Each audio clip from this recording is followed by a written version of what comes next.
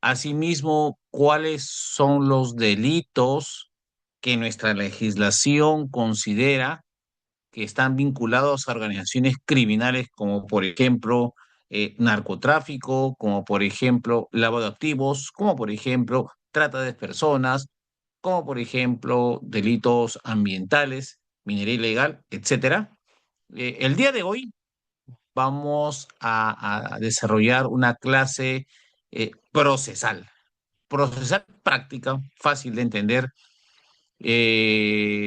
con ciertos cuestionamientos propios de la experiencia profesional. Algo muy importante es que las normas, eh, la eficiencia de las normas se miden cuando impactan en la sociedad. Si el impacto es positivo, evidentemente la norma es eficiente. Si el impacto es negativo, la norma es ineficiente. Toda norma, para que sea aprobada, debe superar un análisis económico. El más básico es costo-beneficio, ese es el más básico. Sucede que en nuestra realidad, penosamente, se instauran normas, se promulgan normas y el resultado no es el deseado. Eso es porque previamente no existió un adecuado análisis del impacto de la norma. No existió un adecuado análisis costo-beneficio. La clase pasada conversamos acerca de qué sucedería, por ejemplo, si a los violadores sexuales se les impone la pena capital, la pena de muerte. Y haciendo un análisis económico del delincuente sexual, la consecuencia sería la muerte de la víctima, porque la víctima es la única testigo que le puede imputar en juicio oral el delito. Entonces, eh, tenemos que analizar realmente si resulta eficiente o no eficiente la pena de muerte para los violadores sexuales. Es solamente un ejemplo. Así tenemos un paquete de normas que han sido denominadas normas pro crimen. Si hoy tengo tiempo, empezaré a estudiarlas y explicarlas. Si no, la próxima clase, esas normas que han sido dictaminadas, sin embargo, no generan un beneficio a la sociedad, porque toda norma tiene que generar un beneficio a la sociedad. En la búsqueda de ese beneficio, siempre va a haber un costo de oportunidad, siempre va a haber un costo social, siempre va a ser así. La idea es que el beneficio sea mayor al costo. Sin embargo, los allanamientos que tienen carácter sorpresivo para incautar medios de prueba, para incautar elementos de convicción, antes eran sorpresivos y hoy ya perdió ese carácter, esa inmediatez, toda vez de que no se puede ingresar a un domicilio, allanarlo si previamente no está el abogado defensor de la parte intervenida o allanada. Y eso le resta pues la inmediatez, el carácter de sorpresa y la posibilidad de que, por ejemplo, el intervenido pueda eliminar pruebas, por ejemplo, triturar documentos, incinerarlos, etcétera. O borrar, resetear un celular, borrar este, documentos de la computadora. Entonces, la pregunta es, ¿en qué medida las normas que han dictaminado este Congreso que se despide en estos últimos 5 años, en qué medida estas normas realmente favorecen a la sociedad o favorecen al delincuente, sea delincuente común o sea delincuente que pertenece a una organización criminal. Hay que analizarlo, ¿no? Por ejemplo, antes de ingresar al tema de fondo, eh, con respecto a la prisión preventiva, todos sabemos que los tres supuestos procesales son fundados y graves fundados y graves elementos de convicción. Dos, prognosis de la pena. Y tres, el peligro de procesal, peligro de fuga. Con respecto al pronóstico de la pena, en un principio, para solicitar prisión preventiva, la pena tenía que ser superior, la pena que el Ministerio Público imputa al responsable eh, debe superar los 4 años de pena privativa de libertad. Incluso, con gran sorpresa he visto un video de redes como el Ministerio Público hace poco, no más de 2 semanas atrás, ha solicitado prisión preventiva cuando no se cumplía con el pronóstico de la pena. Bueno, en un principio la pena tenía que superar los 4 años de pena privativa de libertad. Hoy, gracias a una legislatura, a una modificación de la norma, la pena debe superar los 5 años de pena privativa de la libertad. La pregunta es, ¿a quién favorece? Existen diversas razones por las cuales se ha modificado el, eh, el prognosis de la pena eh, y se dice que es por política penitenciaria. Señores, en nuestras cárceles la realidad era bien penosa porque más del 60% de internos eran internos con prisión preventiva, menos del 40% de internos tenían condena definitiva. Hoy ese ratio ha mejorado, eh, más del 40% hoy son internos con condena y el saldo restante son internos con prisión preventiva. Pese a haber mejorado, señores, lo ideal es comprender que la prisión preventiva es temporal, es variable, es una medida coercitiva de carácter personal y es la última ratio. Señores, cualquier circunstancia que restrinja la libertad de tránsito de un ciudadano, sea temporal o definitiva, es última ratio. Tenemos que pensar cuál es el fin de la pena. Escuché a un periodista, equivocadamente, por eso es periodista, que la pena es disuasiva. No, no, la pena que el condenado purga no es disuasiva, es resociabilizadora, o me corrijo, debería ser resociabilizadora, la pena privativa de libertad. Lo que sí debe ser disuasiva es el tipo penal y sobre todo el horizonte de temporalidad de la sanción penal. Muy diferente es que un delito tenga de 8 a 12 años, de 12 a 20, y que eso desaliente al delincuente a que la pena que el delincuente purga ya condenado sea disuasiva. No, vuelvo a corregir a ese periodista, la pena privativa de libertad per se no es disuasiva, debería ser resociabilizadora. Pero ¿qué sucede? ¿Qué sucede en nuestra realidad penitenciaria, señores? La pregunta sería, ¿un interno se resociabiliza en las cárceles? ¿Cómo son nuestras cárceles? ¿Cómo son nuestras realidades? Señores, en las cárceles peruanas existe una doble legislación.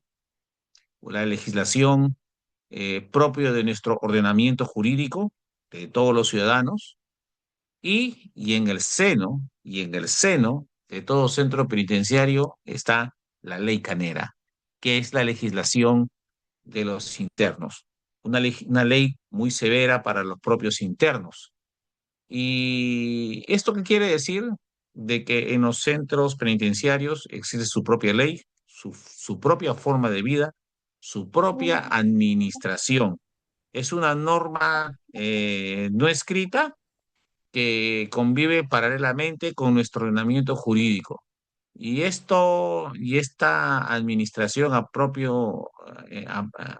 manos de los líderes de diversos centros penitenciarios ha permitido que en el seno de los centros penitenciarios se desarrollen organizaciones criminales. De manera que, eh, miren cómo es la lógica, la prisión preventiva, segundo presupuesto procesal, pronóstico de la pena, antes era 4 años, 4 años de pena privativa de libertad, pero para que no abunden los internos en un centro penitenciario con prisión preventiva, le aumentan la pena, le aumentan la prognosis a 5 años. Claro, no van a aumentar los delincuentes con prisión preventiva en un centro penitenciario, pero sí van a aumentar los delincuentes sin prisión preventiva, ¿no? Con comparecencia mientras dure su proceso en las calles y en agravio de todos los ciudadanos. Por eso se habla de normas pro crimen, porque a todas luces favorecen al delincuente en desmedro de la sociedad y de los buenos ciudadanos. Este es un ejemplo del paquete de normas que se denominaron pro crimen, que posteriormente vamos a estudiar.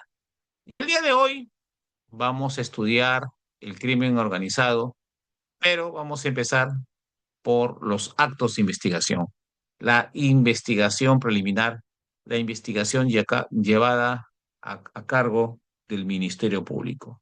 Para estos señores, yo he sido fiscal durante 7 años del IMAESTE, fiscal provincial, cuando era joven, y yo les voy a decir algo, y nadie me puede desmentir, y esto queda muy bien grabado. Señores, el fiscal es un abogado.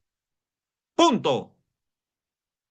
Tenga maestría, tenga doctorado, en todas las ciencias. El fiscal es un abogado. El fiscal no es detective.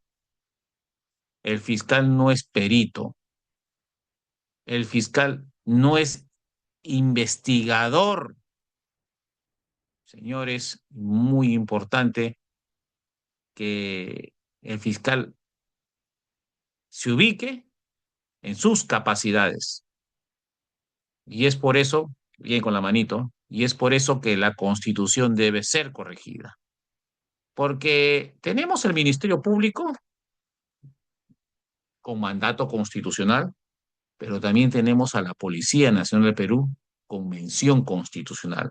Ambos son organismos con mención constitucional y con funciones propias que pueden converger en un momento dado. Y debo aclarar, el fiscal, por ley, se encarga de la investigación preliminar, preparatoria, dispone la apertura. No, dispongo la apertura de una investigación, tal diligencia. Bueno, señores, un interrogatorio no lo podría llamar una diligencia, aunque sí lo es. Pero sí hay pericias y sí hay investigaciones donde se requiere aquellos sabuesos y el expertise de esos grandes criminalistas, de esos grandes investigadores de delito. Entonces, ¿quién se encarga de la investigación criminal? ¿Quién realiza la investigación criminal?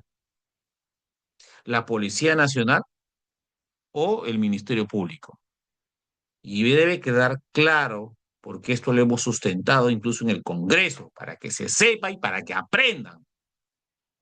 Incluso un grave error cometía el Ministerio Público eh, sosteniendo que iba a desarrollar inteligencia.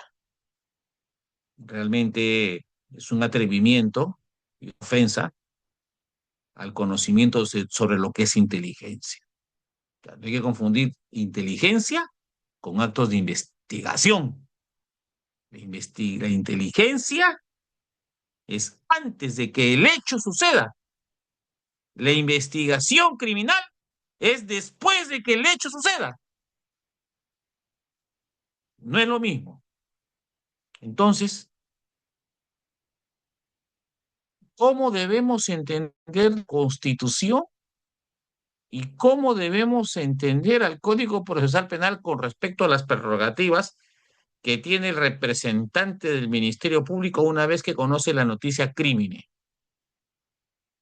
Ya, el fiscal dispone la apertura de una investigación preliminar, preparatoria. Bien, ¿es el director de la investigación? Sí, es el director jurídico.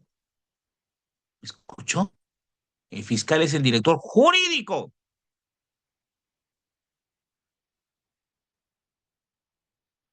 pero no es quien se encarga realmente de la investigación, porque para eso existe la Policía Nacional. Es más, hablar de la Policía Nacional es inexacto.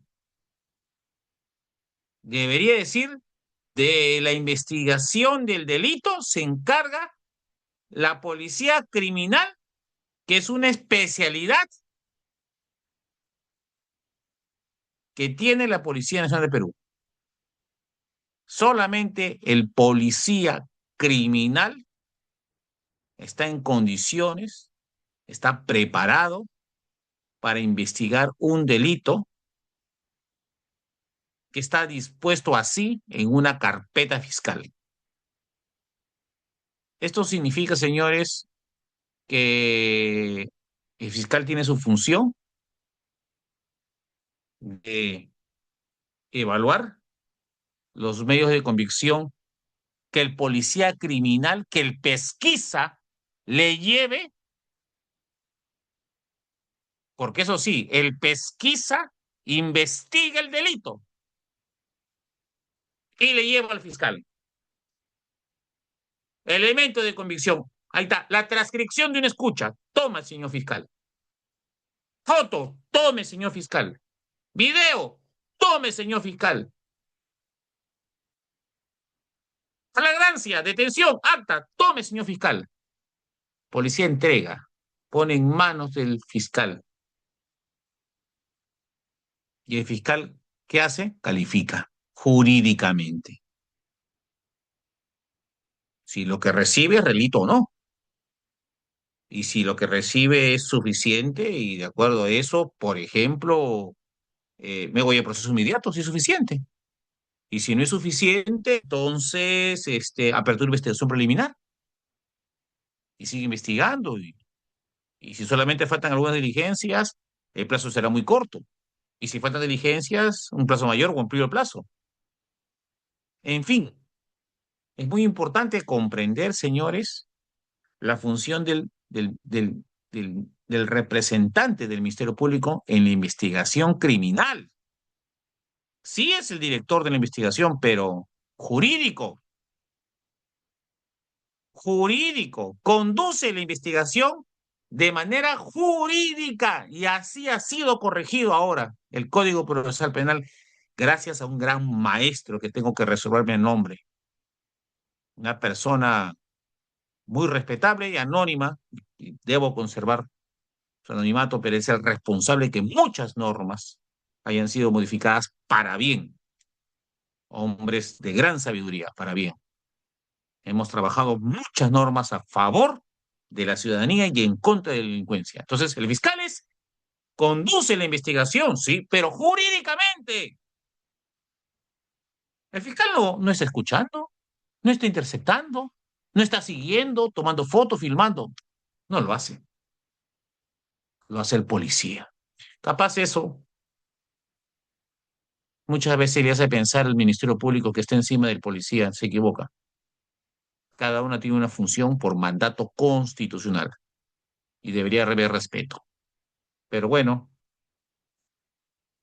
estamos en una sociedad creciendo económicamente y espero que al nivel de nuestro crecimiento económico también se desarrollen virtudes, valores en toda la sociedad de manera general y que tengamos jueces y fiscales probos, dignos, que la sociedad respete.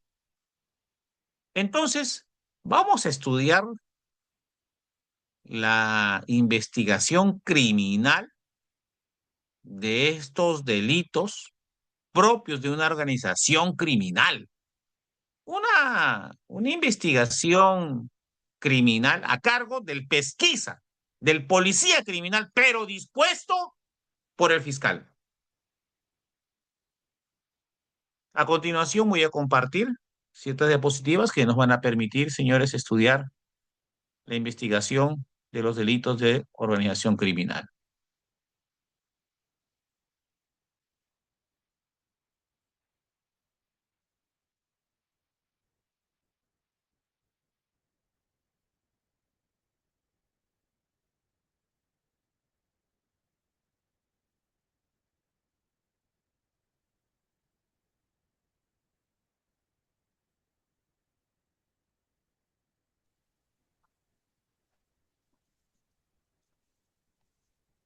Violeta, muchas gracias por prender su cámara. Así, así no me siento solo. Gracias.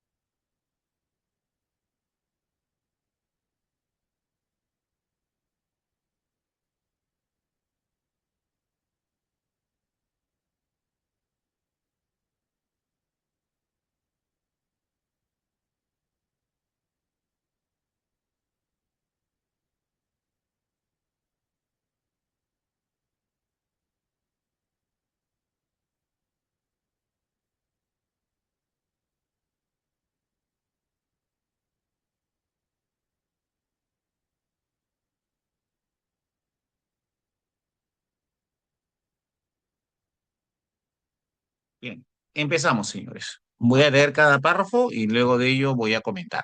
La imputación criminal es el conjunto de actuaciones realizadas por el Ministerio Público. Se aclara, no lo realiza el Ministerio Público, sino lo ejecuta la policía criminal por disposición del Ministerio Público. El representante del Ministerio Público conduce la investigación criminal de manera jurídica. Y la Policía Nacional de Perú, con la finalidad de identificar a los integrantes de una organización criminal, determinar la forma que operan, obtener elementos de convicción y reunir pruebas que permitan sustentar una acusación penal. Podemos pensar en diversas organizaciones criminales. Por ejemplo, a mí se me ocurre aquella organización criminal que se dedica al tráfico ilícito de drogas. Existen diversos roles. Existen los químicos, existen los cocaleros, existen los transportistas, existen los que custodian a los transportistas, de manera que existen diversos roles, señores, dentro dentro de una organización criminal dedicado al tráfico ilícito de drogas. La investigación criminal debe permitir que el Ministerio Público cuente con elementos de convicción suficientes para que la acusación permita la instauración de un juicio oral y que a su vez en el contradictorio permita una condena. Entonces, miren lo que estoy diciendo, la investigación criminal a cargo de la policía especializada en investigación criminal, no cualquier policía, por eso hay especialidades. Toda la investigación que realice la Policía Nacional será insumo para que el Ministerio Público pueda, señores, sustentar su acusación de manera objetiva, imputación objetiva necesaria y que a su vez, en el contradictorio juicio oral, el juzgador puede evaluar y pueda condenar. En otras palabras, yo les pregunto a ustedes, ¿quién ofrece la prueba para condenar al al delincuente que forma parte de una organización criminal? ¿Quién ofrece la prueba? ¿Quién lleva la prueba para condenar al delincuente que forma parte de una organización criminal? ¿El fiscal? ¿El Ministerio Público? ¿Él ofrece la prueba? No, señores, lo hace la policía. Y lo hace la policía a través de unas diligencias especiales, actos especiales de investigación, diversos actos especiales de investigación que van a tener el propósito de ofrecerle al fiscal elementos de convicción para que pueda acusar y que a su vez en su oportunidad serán pruebas para condenar. Señores, la policía criminal se encarga de llevarle la prueba que permita condenar a un delincuente de manera, de ahí la importancia, señores, de la investigación criminal. De ahí la importancia de contar con efectivos policiales especializados, honestos. De ahí la importancia de contar con miembros del Ministerio Público honestos, objetivos, probos. De nada sirve o ninguna labor fiscal tendrá fruto si no existe realmente un buen trabajo por parte de los pesquisas, de los investigadores criminales. Claro, toma su tiempo, sí, toma su tiempo, etapa preparatoria, control de acusación, juicio oral, condena, e incluso impugnan y sube a la Suprema. Sí, por supuesto, sí. Toma tiempo, toma tiempo por carga o porque nuestro sistema procedimental no es el más idóneo. Ojo, yo nunca he estado de acuerdo con nuestro nuevo Código Procesal Penal, que no tiene nada de nuevo. En Chile no es nuevo, en Colombia no es nuevo, acá tiene 20 años, o sea, no es nuevo. Igual se demora, ¿no? Debería haber procesos más eficientes, más céleres. ¿Que tiene algunos procesos céleres como el inmediato? Sí, es verdad. Pero, señores, miren la importancia del pesquisa, la importancia de la investigación criminal, porque el pesquisa policial es quien le entrega el elemento de convicción que va a permitir que el Ministerio Público sustente su acusación. Miren la importancia, señores. ¿Ah? Entonces no se puede decir que el Ministerio Público esté encima del Poder Policial, porque el Ministerio Público no hará nada si no hay un buen producto por parte del pesquisa. Seguimos.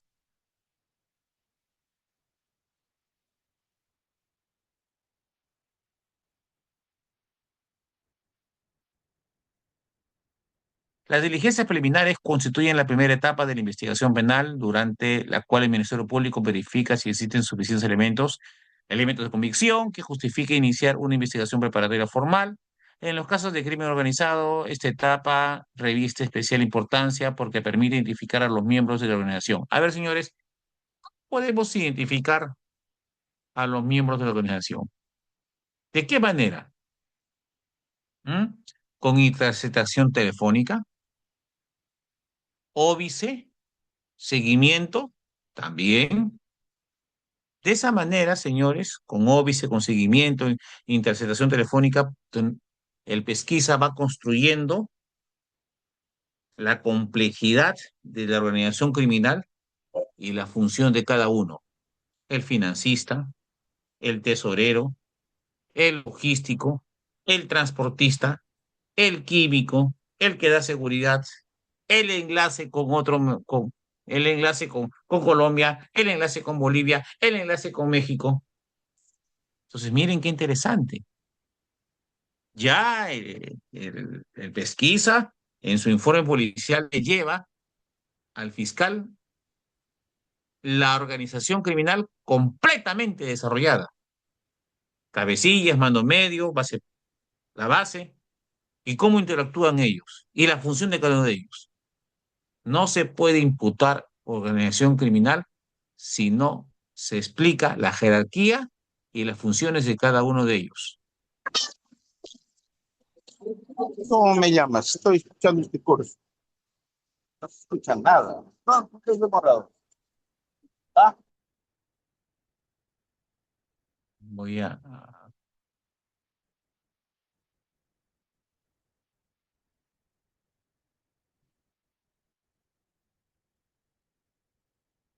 Ya apagó Javier su micrófono. Listo. En casos de crimen organizado, esta etapa reviste especial importancia porque permite identificar a los miembros de la organización, conocer su estructura y asegurar elementos probatorios antes que sean destruidos. Dice, plazos. La ley establece el plazo de 60 días, sí, pero por otros delitos, señores, en las investigaciones criminales que obedecen a investigaciones complejas, señores,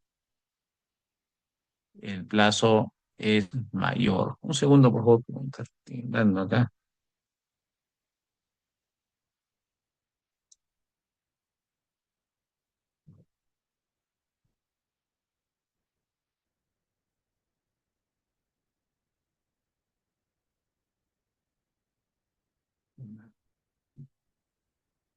Señores, por la complejidad como actúa una organización criminal, por su complejidad, así mismo para identificar, diseñar la jerarquía, reconocer las funciones de cada parte integrante de una organización criminal. La ley es sabia y permite, señores, hasta 36 meses de investigación preparatoria. Hasta 36 meses, señores, debido a la complejidad que pueden tener organizaciones criminales. ¿Ya? Imaginemos una organización dedicada a la trata de personas. Imaginemos una organización criminal dedicado al lavado de activos, una organización criminal dedicado a la usurpación o delitos conexos contra la propiedad, como el Grupo Orellana. Obviamente, señores, diseñar una organización que involucre notarios públicos, registradores, abogados, empresarios, señores, requiere un tiempo prudente para poder diseñar la organización, la jerarquía, las funciones y llevarle un producto útil al Ministerio Público para que éste a su vez pueda trabajarlo a través de una acusación, señores. De ahí la importancia. Razonabilidad del plazo de investigación. Resulta razonable los 36 meses, dependiendo la complejidad de la organización criminal, señor. ¿Sí? Dependiendo de la complejidad de la organización criminal. Dice, se debe evaluar los siguientes criterios para determinar el plazo máximo de una investigación preparatoria. Complejidad de la investigación, bien. El grado de avance de diligencia, también.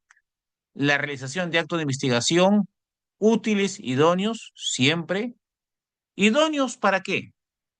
¿Útiles para qué? Ah, para determinar la jerarquía, composición o estructura y la función de cada miembro de la organización criminal. Y ese es un error que suelo ver en acusaciones del Ministerio Público que luego son observadas en control de acusación y son devueltas a que el Ministerio Público corrija. Cuando imputan un delito, por ejemplo, tráfico y uso de drogas, y a todos, a los 12 detenidos, les imputan un hecho similar. No puede ser así. En cada hecho, cada uno ha debido cometer un acto determinado. Cada uno tiene una función. No todos transportan droga. O puede ser que sí, ¿no? Ya, y si todos transportan, tal ciudadano transportó en vehículo A, tal ciudadano en vehículo B, tal ciudadano en vehículo C. tal ciudadano, tal cantidad, el otro, otra cantidad. O sea, la imputación tiene que ser individual, diferenciada. Claro, ambos son parte de una organización criminal dedicada al tráfico y uso de drogas, pero cada uno ha cumplido, ha realizado un hecho punitivo que tiene que ser diferenciado. Para eso se requiere tiempo, señores. Investigaciones. Ojo, y ahora hay investigaciones donde ni siquiera el Ministerio Público conoce. También les digo que duran años, ¿ya? Pero no me voy a referir en la clase de hoy en ese extremo, porque una investigación, señores, eh, puede dar fruto a corto plazo, a mediano o a largo plazo. Todo depende de los actores que están siendo investigados, de las amenazas que están siendo investigadas. No depende del investigador. No se le puede decir apúrese. No, es que la investigación dará fruto dependiendo de la materialización de hechos punitivos de los que están siendo investigados. Así es sencillo. Continuamos. Eh, Criterios para la razonabilidad del plazo de investigación, la conducta procesal del investigado o de los investigados, los elementos de convicción obtenidos, la magnitud de la organización criminal. No es lo mismo una organización criminal a nivel local que una transnacional. No es lo mismo por los nexos, por las conexiones, por las rutas, por dónde se trafica, por fronteras, vía marítima, terrestre, aérea, dónde aterrizan las avionetas, en qué aeropuertos clandestinos. Entonces, señores, no es lo mismo. El nivel de desarrollo de la organización, sí, muy importante. El nivel de alcance de la organización, si es local, si es regional, si es nacional, si es global, si es sudamericano, muy importante. Y la gravedad y la peligrosidad de los hechos investigados.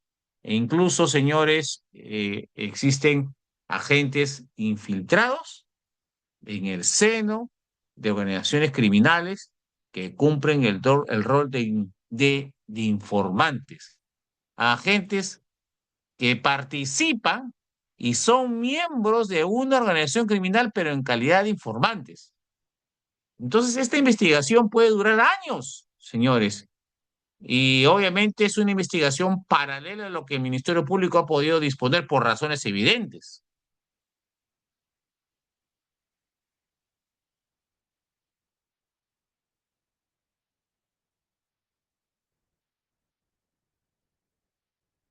La ley que estamos estudiando, la ley contra el crimen organizado, 30.077, dispone que todo proceso seguido en contra de integrantes de una organización criminal se considera automáticamente de investigación compleja.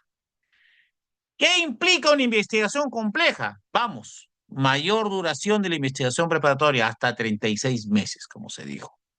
¿Posibilidad de realizar un mayor número de diligencias? Obviamente, señores, porque eh, en una investigación pueden haber 10 actos de tráfico, 20 actos de tráfico, y habrá que sustentar los 20 actos de tráfico si fuese necesario. Sí le voy a decir que a veces resulta muy agotador cuando el Ministerio Público sustenta los hechos de su acusación, muy agotador, y ahí sí eh, falta capacidad penosamente por parte del Ministerio Público, porque no es necesario que si una persona ha traficado 20 veces, eh, se acredite las 20 veces de la, como si fuese una sola vez. Me dejo entender. La policía los pesquisas pueden tener registrado 20 actos de tráfico de droga. 20. 20 filmaciones, un paquete de fotos por cada vez que lo hizo. Eh, Basta, señores, que el Ministerio Público sustente una de manera detallada para que ya se cumpla con la condición del tipo penal y pueda ser condenado. Y puede hacer referencia de las 19 más actos de tráfico que tienen sostén, pues, en paneus fotográfico y en actas. Pero, y ahora imagínese que el Ministerio Público, por por cada persona, va a sustentar cada acto de tráfico que la policía ha venido registrando durante meses o años. O sea, imagínense, eso es una gran debilidad del Ministerio Público porque cuando comienza a hacerlo con un procesado, capaz lo empieza haciendo bien. Al segundo, el tercero, el cuarto, el quinto, el séptimo, octavo, noveno, doceavo procesado, ya se cansó, ya perdió la brújula, los jueces también ya están agotados.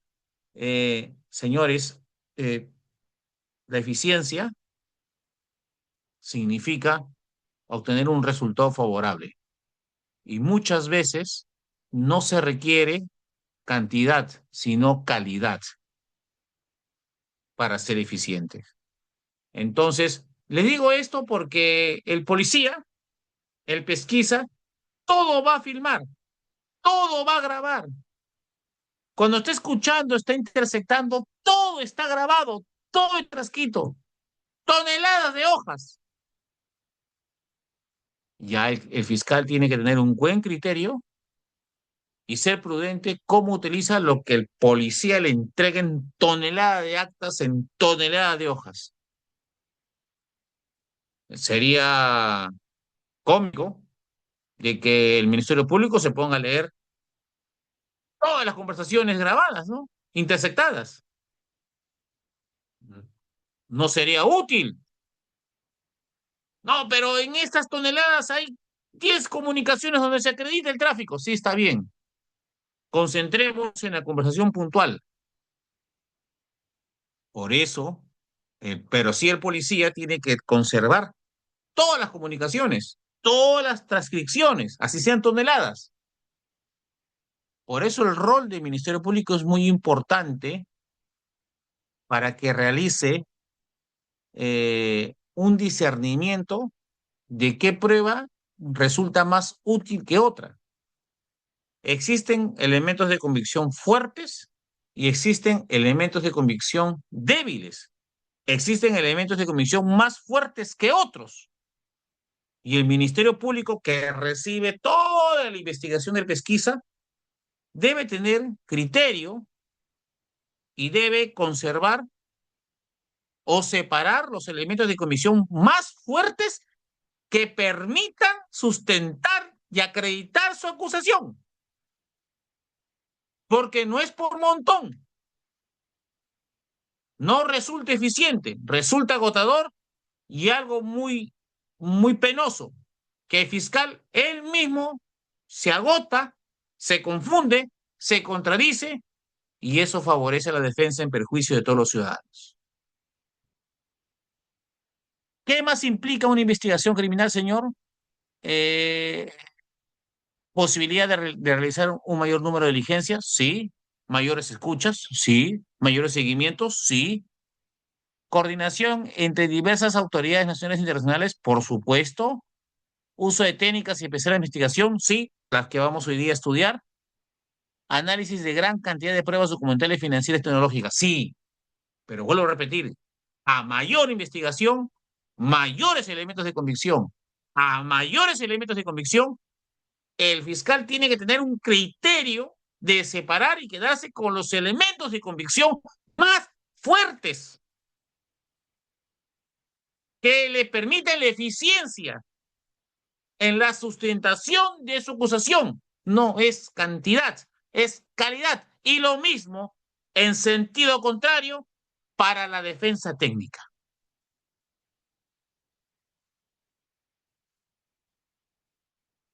Un juez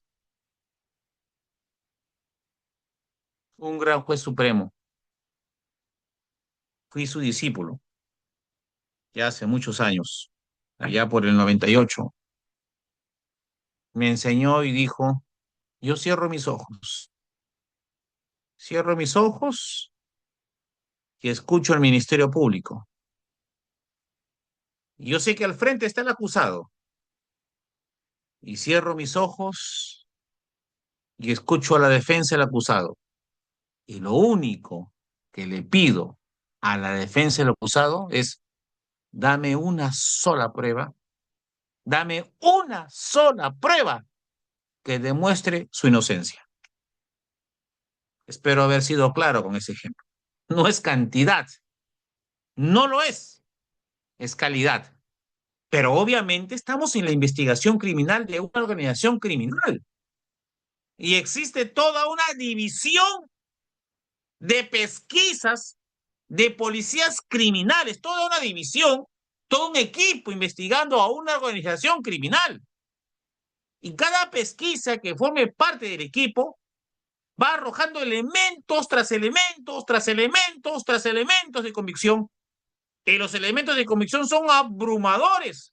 De ahí la capacidad jurídica, no operativa, porque la labor de investigación criminal que hace el pesquisa policial es una labor operativa, pero la discreción que debe tener el Ministerio Público es una labor jurídica, no operativa, y debe discrecionar entre elementos de convicción fuertes de los más fuertes y solo quedarse con los más fuertes para realizar una imputación objetiva necesaria. Si no, señores, los juicios y los procesos nunca terminarían. Como dijo este vocal supremo, todavía en carrera, solo ofréceme una sola prueba para demostrar tu inocencia. Muy sencillo, muy claro de entender. Seguimos.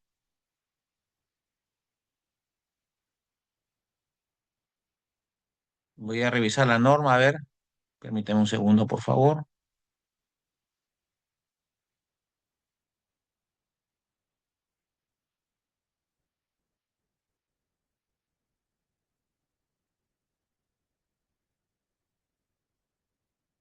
Bien, vamos con las técnicas especiales de investigación.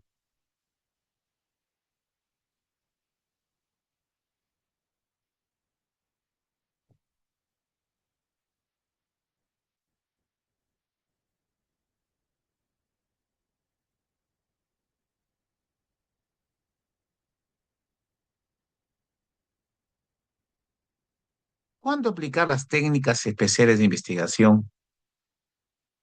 ¿Cuál es la finalidad de las técnicas especiales de investigación?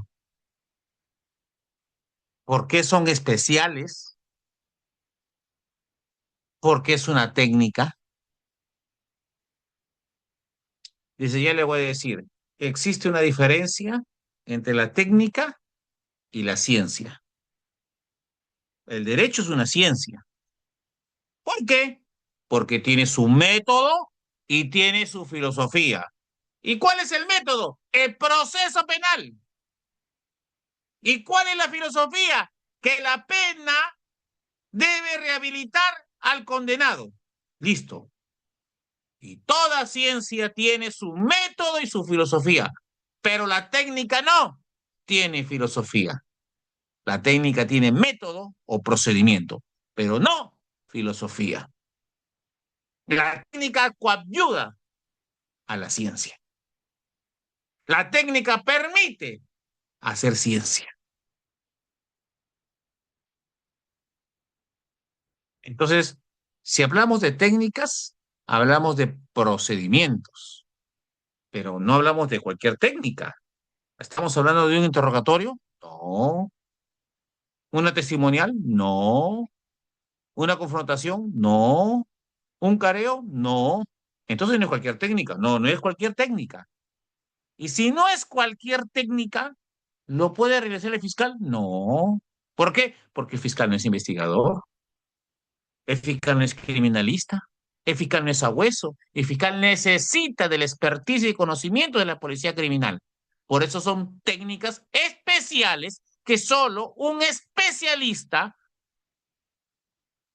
que se pesquisa lo puede realizar. ¿Para qué? Para ofrecer elementos de convicción al Ministerio Público para que en su oportunidad sustenten una acusación y soliciten pena privativa de la libertad o condena. Leo la diapositiva y lo sigo explicando. Las técnicas especiales de investigación son mecanismos extraordinarios previstos en la Ley 30.077 y Código Procesal Penal, que permiten obtener información y prueba de la investigación de la criminalidad organizada. En realidad, señores, yo no, eh, pues voy a corregir esta definición, que permite obtener elementos de convicción. La información es para otra finalidad. Pero si la información es útil para una acusación, ya deja de ser información y se convierte en elementos de convicción. Entonces, ¿cuál es la finalidad de las técnicas especiales de investigación? Obtener, recabar elementos de convicción útil para el Ministerio Público. Estas técnicas buscan descubrir organizaciones criminales, estructura, planificación, capacidad para ocultar evidencias y hacen insuficientes los métodos tradicionales de la investigación. Sí, obviamente, señores. Sí, obviamente cuando cuando existen delitos muy sencillos, el fiscal apertura investigación preliminar en sede fiscal y cita, ¿no? Cita al agresor, cita al agraviado o agraviada, por ejemplo, en delitos de género, lesiones leves, graves, afectaciones psicológicas, lo cita. Porque el fiscal está en capacidad de hacer interrogatorio, incluso ha sido capacitado para interrogar. Entonces, hasta ese nivel, hasta ese alcance el fiscal puede aperturar investigación en sede fiscal y puede interrogar a una parte, puede interrogar a otra parte, en fin, pero más allá no tiene capacidad operativa, no tiene expertise operativo. Y ahí el fiscal necesita de la policía de investigación criminal.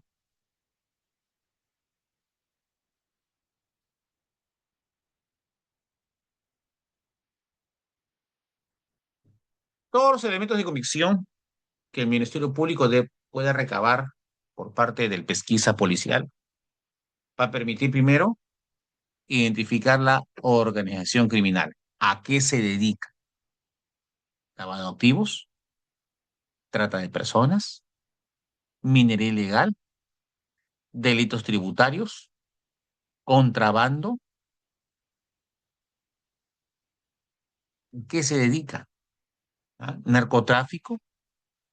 ¿No? ¿A qué se dedica? Segundo lugar, ¿cuáles son sus nexos? Sus rutas de comercio,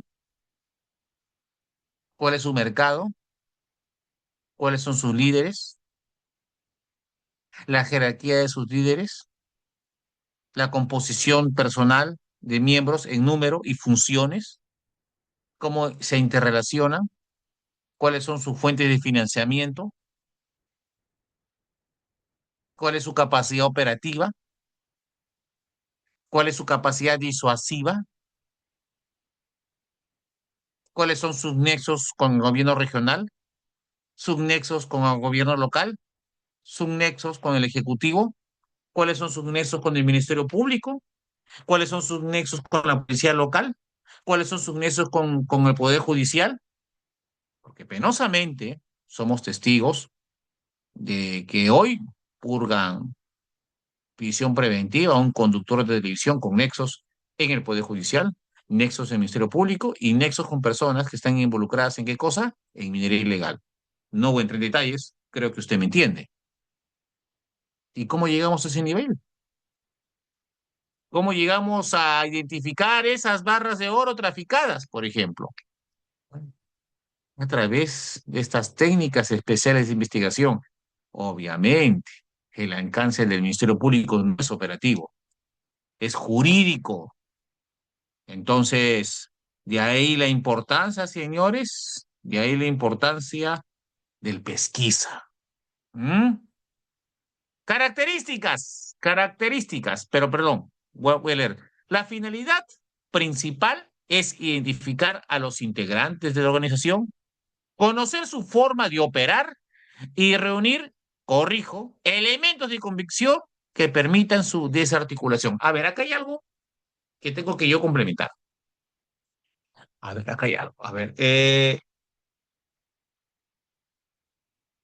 el rol del Ministerio Público es imputarle un delito a una persona que vulnera la norma, de manera individual o de manera organizada, como parte de una organización criminal, pero le va a imputar un delito de manera objetiva, necesariamente objetiva. Le va a decir qué conducta realizó que se subsumen en el tipo penal imputado. Bien. Entonces, ¿qué va a buscar el Ministerio Público? Una condena para aquella persona que comete un delito de manera individual o de manera organizada. Esa es la misión. ¿Por qué? Porque la ley orgánica del Ministerio Público y nuestra Constitución señala que el Ministerio Público es el titular de la acción penal, el persecutor del delincuente, titular de la acción penal y el persecutor de aquella persona que delinque. Es quien va a solicitar condena. Y lo digo porque ahora viene la segunda parte. El Ministerio Público no estudia el fenómeno del delito. El delito es un fenómeno social. El Ministerio Público no se pregunta por qué cometió un delito. El Ministerio Público, cuando le llega la noticia que alguien está cometiendo un delito, va a recabar elementos de convicción para sustentar acusación y en juicio oral solicitar condena y lograr condena una vez cometido el delito, porque esa es la misión del Ministerio Público, perseguir al delincuente, persecutor. Y como titular de la acción penal tendrá que acusar y solicitar pena. Esa es la función del Ministerio Público. Pero en estos actos de investigación especial se suelen confundir con la investigación o lo que se dice con los actos de inteligencia policial.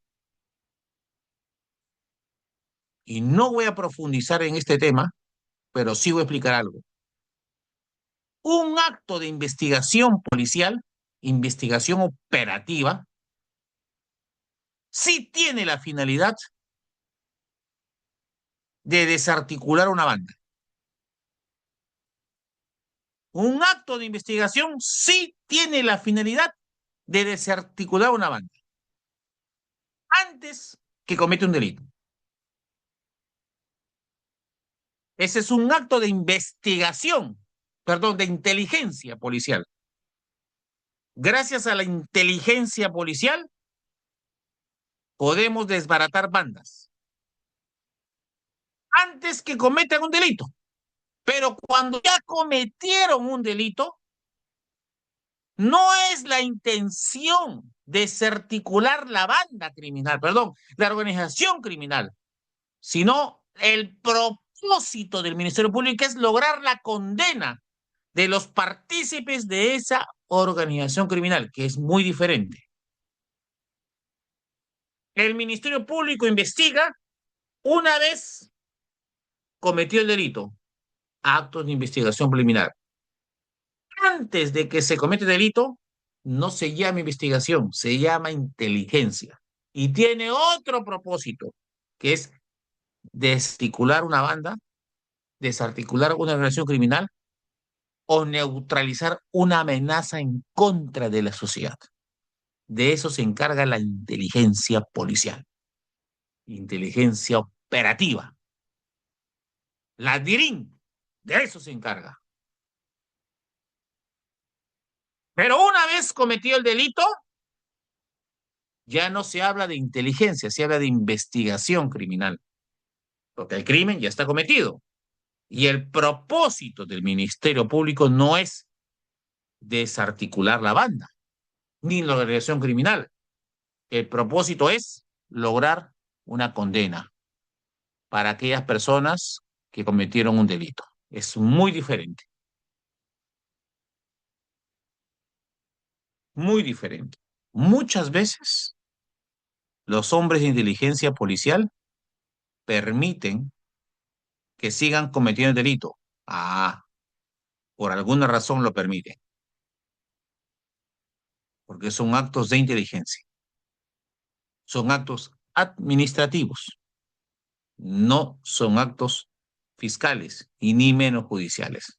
No voy a entrar en ese detalle, pero quiero decirles que la razón de ser de estos actos, de estas técnicas especiales de investigación, es que el Ministerio Público tenga tenga insumo para poder sustentar de manera exitosa su acusación y lograr condena en su momento respectivo. Características. Son medidas excepcionales. ¿Por qué excepcionales? Porque no lo hace el fiscal. No lo puede hacer el fiscal. El fiscal no es detective. No es detective. No es criminalista. No es perito. El fiscal no hace óbice. El fiscal hace seguimiento. El fiscal no es escucha. Entonces, son actos, son medidas excepcionales que el fiscal no los puede realizar. Lo hace el policía. Solo procede investigaciones por crimen organizado. Sí. ¿Y por qué? ¿Y por qué solo por crimen organizado y no por qué en otros delitos? Bien fácil, señores. Porque, un segundo, por favor.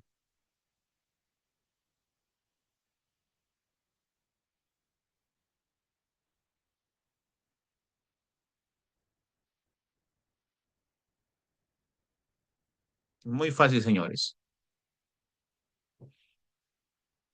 Porque cuando se realiza estos actos o técnicas especiales de investigación, muchas veces se vulneran derechos fundamentales, así como escuchan. Pero esa vulneración de un derecho fundamental está debidamente motivado, está sustentado en un fallo judicial. Y yo al comienzo de clase le dije que existe un análisis costo-beneficio. ¿Cuál es el beneficio? Lograr la condena de estos criminales, componentes de esta organización criminal. ¿Y cuál es el costo? Vulnerar temporalmente ciertos derechos constitucionales. ¿Cuáles? La reserva bancaria, la reserva tributaria, el secreto de las comunicaciones. Son derechos fundamentales, constitucionales. Más que fundamentales, constitucionales. Porque fundamental la vida, constitucionales. Por tanto, señores, estas técnicas especiales de investigación pues no se pueden emplear en cualquier tipo de delito, señores. Solamente en los delitos que hemos leído la clase pasada, que la misma ley lo dice. Algunos de ellos, delitos ambientales, minería ilegal, lavado de activos, tráfico ilícito de drogas, trata de personas, contrabando, etcétera, extorsión, sicariato, etcétera. Claro, pero justo son los delitos que están de moda, sí, penosamente, ¿no? Son amenazas, sí, son amenazas contra la sociedad, penosamente. O sea, no es un orgullo el cobro de cupos, ¿no? No es un orgullo adolescentes sicarios, ¿no? No es un orgullo extorsionadores, no es un orgullo trata de personas, no es un orgullo minería ilegal.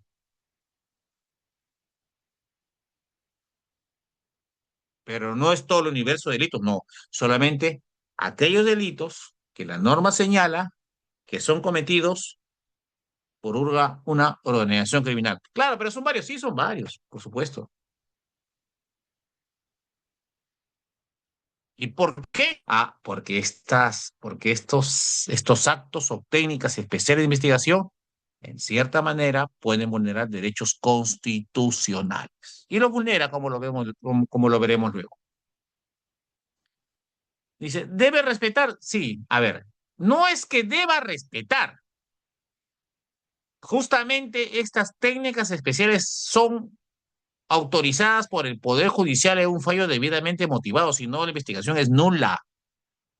No es que deba respetar, sino que son legales, revisten legalidad por amparo normativo, porque existe todo un procedimiento que permita, por ejemplo, instaurar en el seno de la organización un agente encubierto o realizar una escucha o varias escuchas de conversaciones. Oh, ¿qué pasa que si me pongo a escuchar sin la autorización judicial? Prueba ilícita. Y prueba ilícita es un delito. Y un delito no permite para descubrir otro delito. Un delito no permite para sentenciar otro delito. Prueba ilícita. Ah, entonces si yo quiero chuponear, no es chuponear, es interceptación de las comunicaciones. Es legal, con un fallo judicial debidamente motivado, razonable. Legal. Y se sustenta en un análisis costo-beneficio. Es el costo social de la sociedad para un beneficio, que es lograr la condena de estos criminales. Incluso hoy en día está restringido y limitado en el tiempo. Y su autorización es reservada y confidencial. Sí, señores, porque el Ministerio Público le solicita al juez de investigación preparatoria la realización de ciertas investigaciones. Y con esta resolución, el pesquisa policial, el policía criminal investiga por varios meses. Y después de varios meses le lleva el producto al Ministerio Público para que con buen criterio pueda discernir y separar elementos de convicción los más fuertes. Repito, los más fuertes. Es un grave error que veo siempre, señores. Penosamente veo siempre. Mal preparados los fiscales. Penosamente es que pareciera que a mayor volumen, más contundente será. No, más cansa. ¿Ya? Y hay algo muy importante que se llama, ¿cuál es el punto central de tu tesis? ¿Cuál es la prueba central? Entonces, señores, hay que tener capacidad de defensa y de contradicción de la tesis fiscal. Y los fiscales también deben tener capacidad de sustentación, de redacción, y solamente ofrecer los elementos de convicción más graves, perdón, los más fuertes que permitan sustentar los cargos criminales.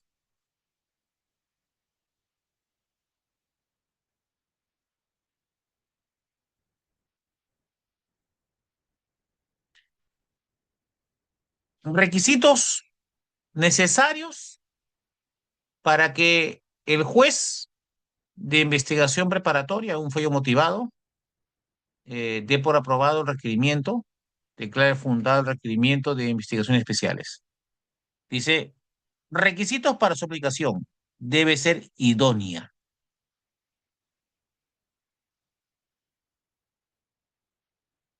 O sea, la idoneidad implica de que esta investigación aporte realmente elementos de convicción para acreditar la estructura de una organización criminal, su jerarquía, sus nexos, componentes y funciones, y hechos típicos que realizan con cierta frecuencia. O sea, debe ser idioma. Hagamos seguimiento, óbice. ¿Ser idóneo? ¿Será útil? No, sí es idóneo porque podemos a través del seguimiento filmar el tráfico, filmar el traslado de mercancía. Perfecto. Necesario.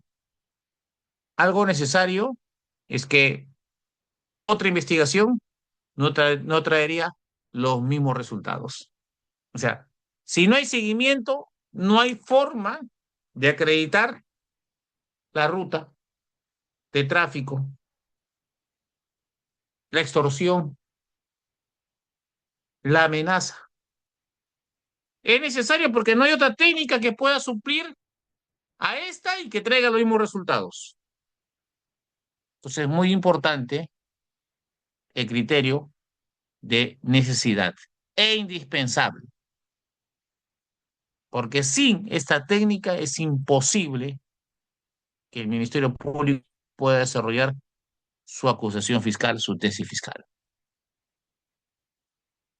De manera que estas técnicas especiales de investigación serán idóneas, necesarias e indispensables y podrán recabar elementos de convicción fuertes para que el Ministerio Público desarrolle su acusación fiscal. Y ahí los tres principios, señores, muy importantes. Principio de necesidad, principio de razonabilidad y principio de proporcionalidad.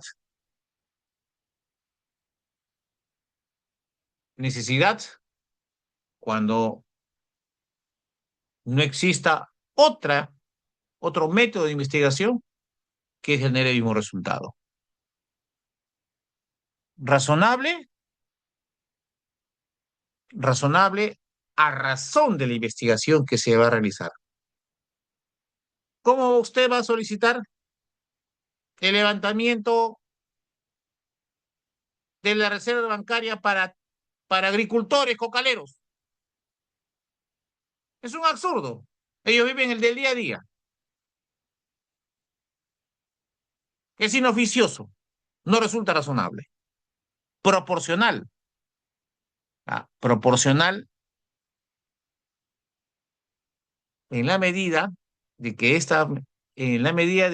esta técnica no afecte, pues, señores, los derechos constitucionales. Porque muy importante, señores, que los investigados, aún siendo investigados, tienen un derecho de ser tratados como inocentes, hasta que no se pruebe su responsabilidad en un proceso, en un debido proceso penal, en un debido proceso penal.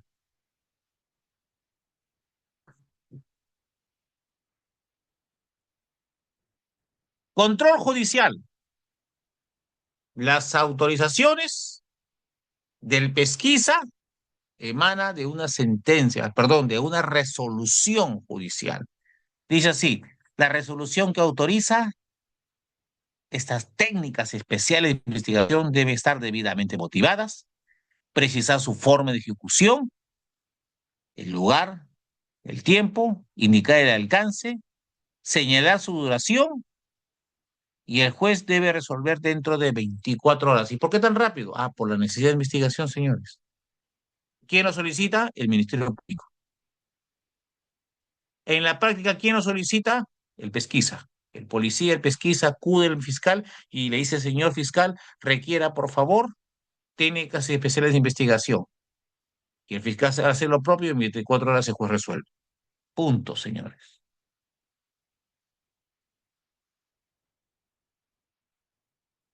A continuación vamos a estudiar no todas las técnicas, porque todas las técnicas no fluyen en esta norma, sino en el Código Procesal Penal, sino las técnicas propias que desarrolla esta ley contra el crimen organizado. Dice interceptación postal. Como esto no es un monólogo, yo le voy a preguntar, Violeta, muy buenas noches. ¿Cómo está Violeta? Gracias por prender su cámara. ¿Cómo está Violeta? Buenas noches, docente. Obviamente, cuando hablamos de servicios postales, cuando hablamos de servicios postales, hablamos de encomiendas, de, de giros, de paquetes, de sobres. Eh, ¿En qué tipo de investigación criminal sería útil la interceptación postal? ¿Mm? ¿Qué delito estaríamos investigando?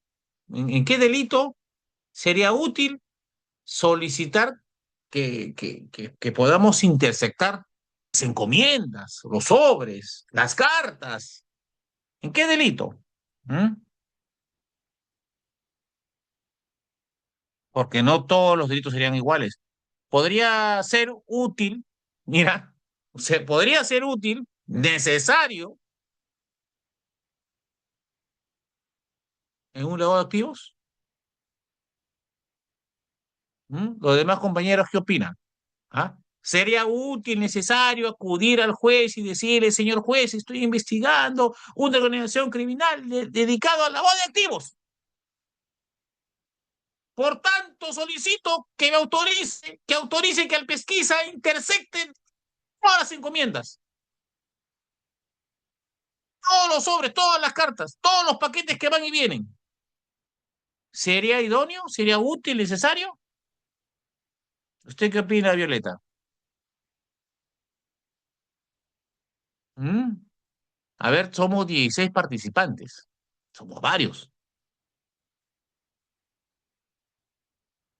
Me parece que una investigación por lavado de activos no sería eficiente, no sería útil, no sería razonable.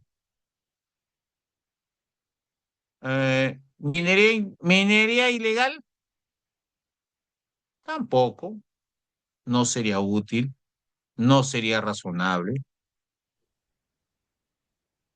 ¿no? Lavado de activos, no. Tráfico ilícito de drogas. Muy bien, muy bien. ¿Por qué? Porque en encomiendas, en paquetito, al pitufeo, se trafica drogas. Correcto. Y así han caído varios. Y así incluso personas ligadas a la farándula, personajes tristemente célebres han sido capturados justamente por mandar encomiendas. Entonces, claro, entonces, señores, la interceptación postal será útil, será necesaria cuando estamos investigando una red criminal dedicado al tráfico ilícito de drogas. Pero no cuando investiguemos trata de personas, no cuando investiguemos lavado de activos, no cuando investiguemos este, minería ilegal. Y se me ocurre, ni siquiera para extorsión, ni siquiera para cobre cupos, pero sí para el tráfico ilícito de drogas. Perfecto. Ahí sí es necesario. A ver, finalidad. Finalidad. Obtener pruebas, que corrijo la diapositiva, obtener elementos de convicción. Porque todo lo que le lleve el pesquisa al Ministerio Público son elementos de convicción. Y el pesquisa lo que tiene que hacer es separar elementos de convicción fuertes de los elementos de convicción menos fuertes. Y lo que debería hacer el Ministerio Público es sustentar su acusación con elementos de convicción con los más fuertes. Solo con los más fuertes. No trabaje mucho, señor fiscal. Identificar integrantes, descubrir comunicaciones relevantes, evitar la destrucción de evidencia. Sí, señores, es muy eficiente cuando se investiga el tráfico ilícito de drogas, muy eficiente la interceptación postal. Muy eficiente por razones evidentes.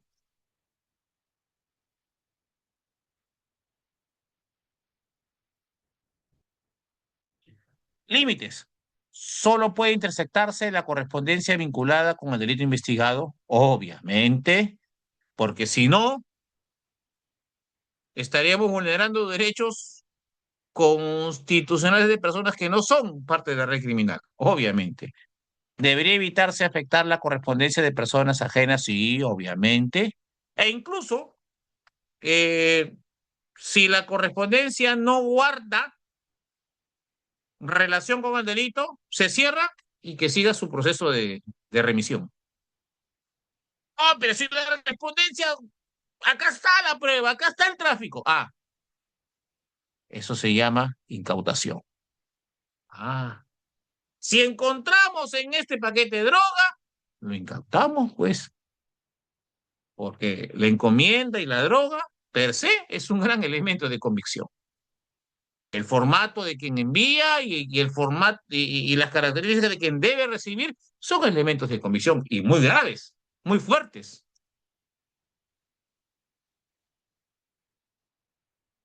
Pero si en este sobre no encuentro nada, se cierra y que siga su trámite de remisión. Debe evitarse efectuar la correspondencia de personas ajenas si la correspondencia sin relevancia penal debe ser devuelto a su destinatario. Bien, características. Reservado, así es. Todas estas investigaciones, señores, son reservadas. Son reservadas porque, señores, los investigados no saben que son investigados. Así de sencillo. Por eso muchas veces se confunde estos actos de investigación con lo que cotidianamente se inteligencia. No es inteligencia. Inteligencia es antes que suceda el delito.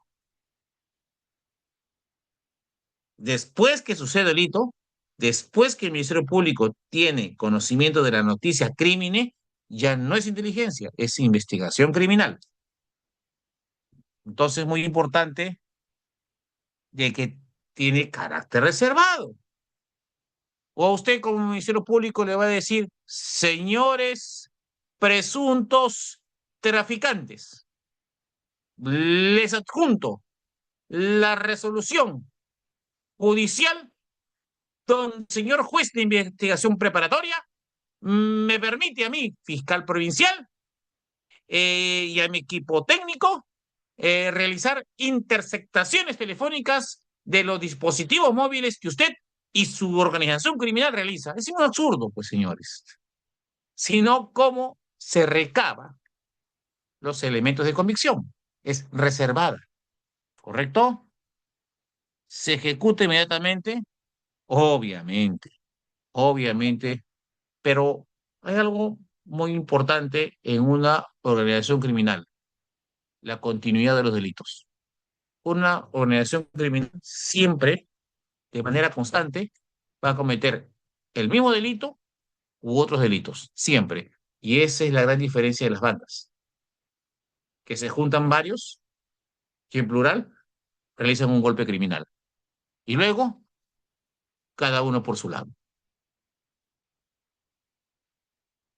Entonces, ni bien se tenga la autorización del juez, la investigación debe ser inmediata, pero hay que tener en cuenta de que las organizaciones criminales de manera permanente cometen delitos. Pues es una organización, una fábrica todos los días fabrica.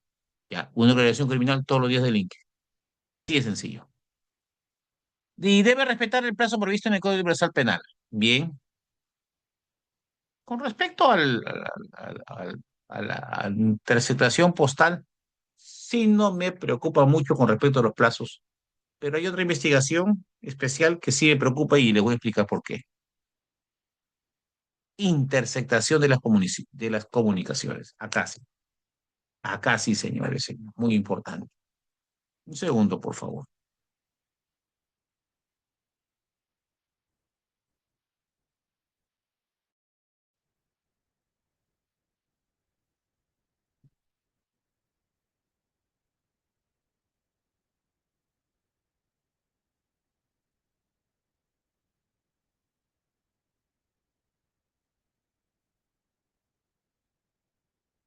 Ya.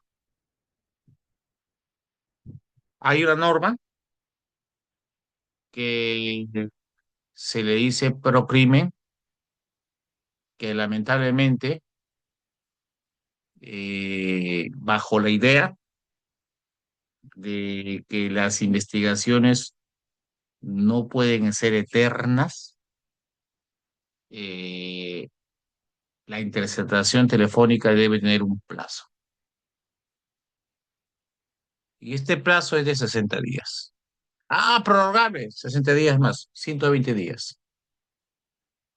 120 días, 4 meses. Para todo el salón. ¿Ustedes creen que en 4 meses el efectivo policial va a recabar elementos de investigación suficiente eh, para que luego desarrolle la organización, su nomenclatura, su jerarquía, su posición funcional, su forma de operación, sus nexos, sus rutas? ¿Será suficiente 4 meses para recabar elementos de convicción suficientes, fuertes? A ver, señora, ¿será suficiente? ¿120 días? ¿Una organización criminal compuesta por 30, 40 personas? ¿Será suficiente, señores? ¿Ah? Y, señores, esta sí es una norma que lamentablemente, que lamentablemente favorece al delincuente, integrante de una red criminal, en contra de todos los peruanos. Ya existe una propuesta, lo he trabajado. 120 días, en realidad no son 120 días, son 120 días más ampliación, 120 días, 240. Debería ser 360, ¿ah? Debería ser. Pero si la investigación dura 360, también la interceptación no debería ser mayor a 360, ojo. Pero le digo con toda la experiencia del caso, eh, 60 días más 60 días, 120 es muy poco tiempo para poder recabar eh, elementos de convicción que permita diseñar una organización criminal. Son varios, pues. Son varios los que son escuchados. Y el que es escuchado conversa con varias personas las 24 horas del día. Entonces, sí, puede ser suficiente 120 días, sí, puede ser suficiente 120 días, pero también puede ser que no, porque finalmente el resultado de la investigación va a depender de la conducta típica que realice el investigado. Así de sencillo, así de sencillo. Bueno, interceptación de las telecomunicaciones. Las comunicaciones, nuestras comunicaciones están protegidas eh, por mandato constitucional. Y nadie puede escuchar nuestras comunicaciones sin nuestro consentimiento, obviamente. Sin embargo, con una resolución debidamente motivada para lograr la captura y la condena de organizaciones criminales, el juez debidamente motivado sustentará y permitirá que el pesquisa policial realice la labor de escucha, los escuchas. Existe un equipo especializado que actualmente se encuentra en el Palmero, en el límite de Surco y Chorrillos, ¿ah? Parte de la Dinandro, que son los policías criminales, que se llama Constelación. ¿Ya? Ellos son los grandes escuches del Perú, señores. ¿Ya? Los miembros efectivos de la Policía Nacional de Perú de Constelación, a quien les mando un fuerte abrazo. Ellos son los que realizan esta labor de escucha y, y hay que poner un, un, un punto bien claro. Hubieron, hubieron momentos en el Perú donde hubo chuponeo, eso es delito, eso no es legal. El chuponeo es delito, eso no es legal. La interceptación telefónica o la, la intervención de las comunicaciones es legal y de una gran amenaza llamada organización criminal. De ahí la gran diferencia. ¿Quién le otorga legalidad? A continuación leeré la diapositiva y luego pasaré a explicarlos. A ver, Consiste en la interceptación de llamadas telefónicas u otras formas de comunicación cuando exista autorización judicial. Objetivo, permitirle conocer la forma de actuar de la organización criminal e identificar a sus integrantes. Y esto sí es más complejo, señores, porque existen voces